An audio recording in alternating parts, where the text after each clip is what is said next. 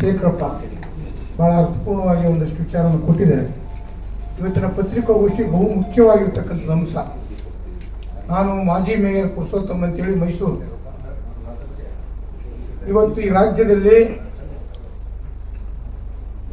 ಕಾಂಗ್ರೆಸ್ ಸರ್ಕಾರ ಆಡಳಿತವನ್ನು ಮಾಡ್ತಿರ್ತಕ್ಕಂಥದ್ದನ್ನು 2013, 18 ಮತ್ತು ಕಳೆದ 23ರಲ್ಲಿ ಬಹಳ ಅತಿ ಹೆಚ್ಚು ಮತವನ್ನೇನಾದ್ರು ಕೂಡ ಕೊಟ್ಟಿದೆ ಅಂತ ಹೇಳಿದ್ರೆ ಅದು ಪರಿಶಿಷ್ಟ ಜಾತಿ ಮಾತ್ರ.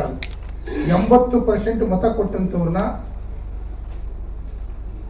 ಸ್ವತಂತ್ರ ಪೂರ್ವದಿಂದ ಸ್ವತಂತ್ರ ನಂತರದಲ್ಲಿ ಅತಿ ಹೆಚ್ಚು ಕಾಂಗ್ರೆಸ್ ಏನಾದರೂ ಕೂಡ ರಾಜ್ಯ ಮತ್ತು ರಾಷ್ಟ್ರ ಮಟ್ಟದಲ್ಲಿ ಒಂದು ಅಧಿಕಾರವನ್ನು ನಡೆಸ್ತಾ ಇದೆ ಅಂತ ಹೇಳಿದ್ರೆ ಬಹುಮುಖ್ಯವಾಗಿ ಪರಿಶಿಷ್ಟ ಜಾತಿ, ಪರಿಶಿಷ್ಟ ವರ್ಗ.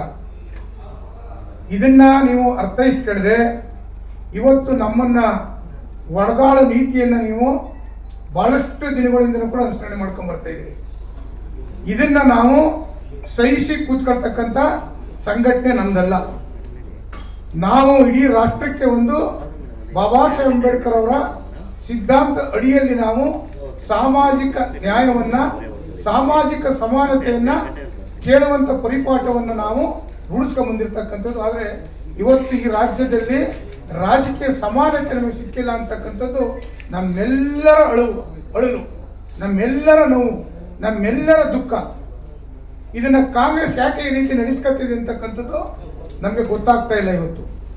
ಇವತ್ತಿನ ದಿನ ಇವತ್ತು ಖಾತೆ ಹಂಚಿಕೆ ಸಂದರ್ಭದಲ್ಲಿ ಸನ್ಮಾನ್ಯ DK ಶಿವಕುಮಾರ್ ಅವರ ಮುಖ್ಯಮಂತ್ರಿ ಆದಮೇಲೆ ಅವರ ನೇತೃತ್ವದಲ್ಲಿ ಇವತ್ತು 13 ಖಾತೆಗಳು ಹಂಚಿಕೆ ಆಗಿದೆ. ಅದರಲ್ಲಿ ಹಳೇ ಮೈಸೂರು ಭಾಗಕ್ಕೆ, ಚಾಮರಾಜನಗರ, ಮೈಸೂರು, ಮಂಡ್ಯ, ಹಾಸನ ಈ ಭಾಗಕ್ಕೆ ಒಂದು ದಕ್ಷ ಮಂತ್ರಿಯನ್ನು ಕೊಡಲಿಕ್ಕೆ ಯಾಕೆ ನಿಮಗೆ ಸಾಧ್ಯವಾಗಿಲ್ಲ ಅಂತಕ್ಕಂಥದ್ದು ನನ್ನ ಮೊದಲನೇ ಪ್ರಶ್ನೆ. ಅಲ್ಲಿ ಬೇಕಾಗಿತ್ತು. ಮತ್ತೆ ಮುಂಬೈ ಕರ್ನಾಟಕಕ್ಕೂ ಕೂಡ ಒಬ್ಬ ದಕ್ಷ ಪ್ರಾಮಾಣಿಕ ವ್ಯಕ್ತಿ, ಅಲ್ಲೂ ಕೂಡ 35 ವರ್ಷದಿಂದ ಯಾವುದೇ ಸ್ಥಾನಮಾನ ಸಿಕ್ಕಿಲ್ಲ ಅಂತಕ್ಕಂಥದ್ದು ಕೂಡ ನಮಗೆ ಮಾಹಿತಿ ಇದೆ. ಮತ್ತೆ ಸನ್ಮಾನ್ಯ ಮಾಜಿ ಮುಖ್ಯಮಂತ್ರಿಗಳಾದ ಸಿದ್ದರಾಮಯ್ಯನವರು, ನಾವೆಲ್ಲರೂ ಕೂಡ ಅವ್ರನ್ನ ಅಹಿಂದ ಕಟ್ಟಿದಂಥ ಸಂದರ್ಭದಲ್ಲಿ 2006ಕ್ಕೆ ಕಾಂಗ್ರೆಸ್ ಬಂದಂಥ ಸಂದರ್ಭದಲ್ಲಿ ನಾವೆಂದೂ ಕೂಡ ಅವ್ರನ್ನ ಕೈ ಬಿಟ್ಟಿಲ್ಲ. ಅವ್ರಿಗೆ ಬೆನ್ನಾಗಿ ನಿಂತು ನಾವು ಎದೆ ಕೊಟ್ಟು ನಿಂತಿರ್ತಕ್ಕಂಥ ಜನ ನಾವು ಯಾವತ್ತೂ ಕೂಡ ಅವರು ಬೆನ್ನು ತೋರಿಸಿಲ್ಲ. ಆದರೆ ಈ ಸಮುದಾಯವನ್ನ ಅವರು ರಕ್ಷಣೆ ಮಾಡಬೇಕಾಗಿತ್ತು. ಮಾಜಿ ಮುಖ್ಯಮಂತ್ರಿಗಳಾದಂಥ ಸಿದ್ದರಾಮಯ್ಯನವರು ಈ ಸಮುದಾಯವನ್ನು ರಕ್ಷಣೆ ಮಾಡಬೇಕಾಗಿತ್ತು. ಒಬ್ಬ ಹಿಂದುಳಿದ ನಾಯಕ ಅಂತೇಳಿ ನಾವು ಅವ್ರಿಗೆ ಯಾವುದೇ ಸಂದರ್ಭದಲ್ಲೂ ಕೂಡ ನಾವು ಮೋಸ ಮಾಡಿಲ್ಲ. ಆದರೆ 20 ವರ್ಷದಲ್ಲಿ ನೀವು ಅಹಿಂದ ಕಟ್ಟಿದಂಥ ಸಂದರ್ಭದಲ್ಲಿ ನಾನು ಯಾರನ್ನು ಕೂಡ ಓಲೈಸ್ಕೊಳ್ಳಿಕ್ಕೆ ಹೋಗೋದಿಲ್ಲ. ಮಹದೇವಪ್ಪನವರು ಬಹುಮುಖ್ಯವಾಗಿ ಕರ್ನಾಟಕ ರಾಜ್ಯದ ಎಲ್ಲ ದಲಿತ ಸಂಘಟನೆಗಳ ಸಂಪರ್ಕದಲ್ಲಿ ಮತ್ತು ಎಲ್ಲ ವಿದ್ಯಾರ್ಥಿಗಳ ಸಂಘಟನೆಯಲ್ಲಿ ಪ್ರತಿಯೊಬ್ಬರನ್ನು ಕೂಡ ಕ್ರೋಢೀಕರಿಸಿ ಈ ರಾಜ್ಯದಲ್ಲಿ ಇವತ್ತು ಸಿದ್ದರಾಮಯ್ಯನವರು 2 ಬಾರಿ ಮುಖ್ಯಮಂತ್ರಿ ಆಗಿದೆ. ನಾವು ಅವ್ರು ಆಗಲೇಬೇಕು ಅಂತಕ್ಕಂಥದ್ದು ನಮ್ಮ ಆಸೆ. ನಾವು ಎಂದೂ ಕೂಡ ಅವರು ಮೊದಲನೇ ಬಾರಿ ಆದಾಗಲೂ ಕೂಡ ವಿರೋಧ ವ್ಯಕ್ತಪಡಿಸಿಲ್ಲ, 2ನೇ ಬಾರಿ ಆದಾಗಲೂ ಕೂಡ ವಿರೋಧ ವ್ಯಕ್ತಪಡಿಸಿಲ್ಲ, ಮತ್ತು ನಾವು ಯಾವತ್ತೂ ಕೂಡ ಅವ್ರು ಇಡೀ ಅಂತ ಒತ್ತಾಯವನ್ನು ಕೂಡ ಮಾಡಿದಂಥವ್ರಲ್ಲ. ಆದರೆ ಒಂದು ಸಾಮಾಜಿಕ ರಾಜಕೀಯ ನ್ಯಾಯದಲ್ಲಿ ಈ ದಲಿತರಿಗೆ ಯಾಕೆ ಮುಖ್ಯಮಂತ್ರಿ ಕೊಡಲಿಲ್ಲ ಅಂತಕ್ಕಂಥದ್ದು ಇವತ್ತು ಕೂಡ ನನ್ನ ಪ್ರಶ್ನೆ. ಇದರಿಂದ ವಂಚಿತರಾಗಿರ್ತಕ್ಕಂಥವ್ರು ಒಂದು ದೊಡ್ಡ ಪಟ್ಟಿನೇ ಇದೆ.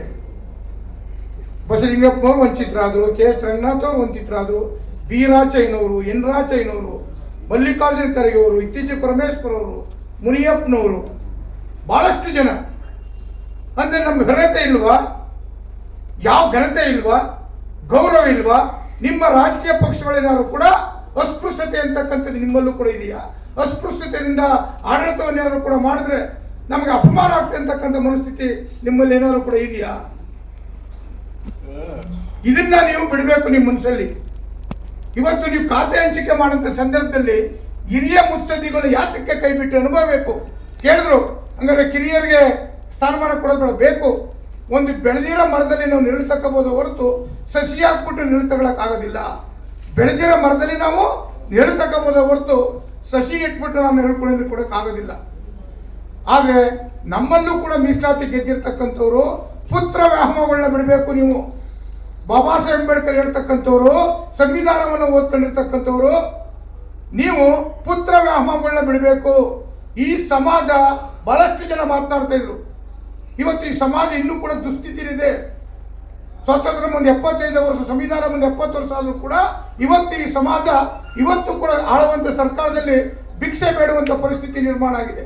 ಇವತ್ತು ನಮಗೆ ಕೊಟ್ಟಿರ್ತಕ್ಕಂಥ ರಿಸರ್ವೇಷನ್ ಯಾವುದೇ ಹುದ್ದೆನೂ ಕೂಡ ನೀವು ಕಂಪ್ಲೀಟ್ ಮಾಡಿಲ್ಲ. ನೀವು ಯಾವುದೇ ಹುದ್ದೆಗಳಾದರೂ ಕೂಡ ಮತ್ತೆ 2,85,000 ಹುದ್ದೆಗಳನ್ನ ನೀವು ಯಾಕೆ ಇನ್ಕಂಪ್ಲೀಟ್ ಮಾಡಿದ್ರಿ? ನೀವು ಮೋಸ ಅಲ್ವಾ ನಿಮ್ಮದು? ಇವತ್ತು ನಮ್ಮದೇ AICC ನಮ್ಮ ಅಧ್ಯಕ್ಷರಿದ್ದಾರೆ ಮಲ್ಲಿಕಾರ್ಜುನ, ಅವ್ರಿಗೆ ಬಗ್ಗೆ ಅಪಾರವಾದ ಗೌರವ ಇದೆ. ನಾವು ಯಾವತ್ತೂ ಕೂಡ ಅವರ ಇಲ್ಲಿ ತನಕ ನಾವು ಇದು ಮಾಡೋದಿಲ್ಲ. ಅಂಥವರ ಅಧ್ಯಕ್ಷತೆಯಲ್ಲೂ ಕೂಡ ಈ ಸಮಾಜಕ್ಕೆ ಮುಖ್ಯಮಂತ್ರಿ ತಗೊಳಕ್ಕಾಗಲಿಲ್ಲ ಅಂದರೆ ನಿಮಗೆ ಯಾಕೆ ಅಂತ ಸ್ಥಾನಮಾನ ಬೇಕು? ನಿಮಗೆ ಯಾತಕ್ಕೆ ನೀವು ಅಂಬೇಡ್ಕರ್ ಹೆಸರು ಹೇಳ್ತೀರಾ? ನೀವು ಯಾವ ಅರ್ಹತೆ ಮೇಲೆ ನೀವು ಮಾತಾಡ್ತೀರಾ? ನೀವು ನಮ್ಮದೇ ಸುಪ್ರೀಂ, ನೀವೂ ಆಗಲಿಲ್ಲ, ಈ ಸಮಾಜಕ್ಕೂ ತ್ಯಾಗ ಮಾಡ್ತಾರೆ ಅಂದರೆ ನಿಮ್ಮಲ್ಲೂ ಕೂಡ ಸ್ವಾರ್ಥತನ ಇದೆಯಾ? ನಿಮ್ಮಲ್ಲೂ ಕೂಡ ಸ್ವಾರ್ಥತನ ಇದೆಯಾ?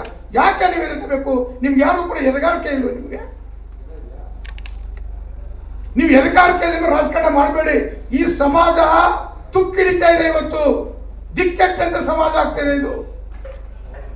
ಇವತ್ತು ಕಾಡಿ ಬೇಡುವಂತ ಪರಿಸ್ಥಿತಿ 21ನೇ ಶತಮಾನದಲ್ಲಿ ಇಷ್ಟು ಬಹುಸಂಖ್ಯವಾಗಿದ್ದು ವಿದ್ಯೆಯಲ್ಲಿ ಮುಂದಿದ್ರು ಕೂಡ ಇವತ್ತು ನಮ್ಮನ್ನ ಯಾವ ದಿಕ್ಕಿನಲ್ಲಿ ನೋಡ್ತಾ ಇದ್ದೀರಾ? ನೀವೆಲ್ಲರೂ ಕೂಡ ನಿಮ್ಮ ಸ್ವಾರ್ಥ ರಾಜಕಾರಣದಿಂದ ಇಡೀ ಸಮಾಜವನ್ನು ಬಲಿ ಕೊಡ್ತಾ ಇದ್ದೀರಾ. ಇವತ್ತು ಖಾತೆಗಳೆಲ್ಲವೂ ಕೂಡ ಮಾರಾಟ ಆಗ್ತಾ ಇದೆ. ಇವತ್ತು ಖಾತೆಗಳು ಮಾರಾಟ ಆಗ್ತಾ ಇದೆ. ಇದು ಒಂದು ರೀತಿ ಸೇಮ್. ಇದು ನಾನು ಕಾಂಗ್ರೆಸ್ನವನೇ, ಆದರೆ ನಾನು ಯಾಕೆ ಪ್ರಶ್ನೆ ಮಾಡ್ತೀನಿ ಅಂದರೆ ನನಗೂ ಕೂಡ ಅಳಿಲಿದೆ.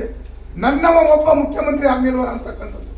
ನೀವು ನಾನು ಹೇಳ್ದಲ್ಲ, HC ಮಹದೇವಪ್ಪ ಈ ಸಮಾಜದಲ್ಲಿ 4 ಖಾತೆಯನ್ನು ಹೊಂದಿದ್ರು. 4 ಖಾತೆಯನ್ನು ಕೂಡ ಬಹಳ ಅಭೂತಪೂರ್ವವಾದ ಸಾಧನೆ ಮಾಡಿದ್ದಾರೆ. ಅದ್ರಲ್ಲಿ ಯಾವುದೇ ಕೂಡ ಹಿಂದೆ ಬಿದ್ದಿಲ್ಲ. ಅವರು ಕೆಲವರು ಮಾತನಾಡ್ತಾರೆ ಅವ್ರೊಬ್ಬರ ಹೆಸರು ಇಲ್ಲ, ನೋ, ಯಾಕಂದ್ರೆ ನಾವು ಹತ್ತಿರದಿಂದ ನೋಡಿರೋರು. ಅವ್ರಿಗೆ ಯಾವುದೇ ಖಾತೆ ಕೊಟ್ಟಿದ್ರು ಕೂಡ ಸಂಪೂರ್ಣವಾಗಿ ನಿರ್ವಹಿಸಿದ್ದಾರೆ.